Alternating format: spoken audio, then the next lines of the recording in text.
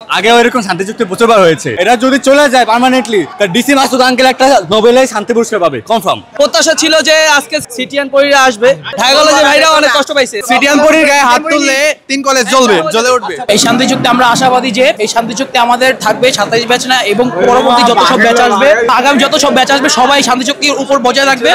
সবাই একসাথে মিলেমিশে থাকবো। সায়েন্স ল্যাবে আমরা Dhaka college, city college, ideal college একসাথে সবাই একসাথে আড্ডা দিব, সবাই সরোবর যাবো, একসাথে আড্ডা দিব। 3 কলেজের ভিতরে কোনো বিভেদ থাকবে না, আমরা সকলে একসাথে আড্ডা দিব, ঘুরবো, আর সবাই বন্ধু বান্ধব, কোনো শত্রুতা নাই আমাদের মাঝে। আগ পর্যন্ত বজায় থাকবে। আর বড় কথা হচ্ছে আমরা প্রত্যাশা ছিল যে আজকে সিটিয়ান পরীরা আসবে, এই জন্য মিউচুয়ালের দিকে আর কি আমাদের বেশি ফোকাস ছিল, কিন্তু আজকে তারা আসে নাই, এই জন্য খুব দুঃখ নিয়ে যাইতে হচ্ছে আমাদের ক্যাম্পাসে।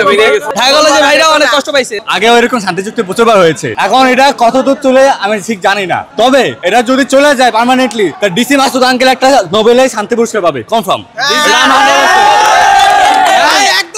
ওর কথা কেউ শুনলেন না, আইটিসি খাইছে। সিটিয়ান পরীর গায়ে হাত তুললে 3 কলেজ জ্বলে উঠবে। আমি আজকে শেষ ভাই।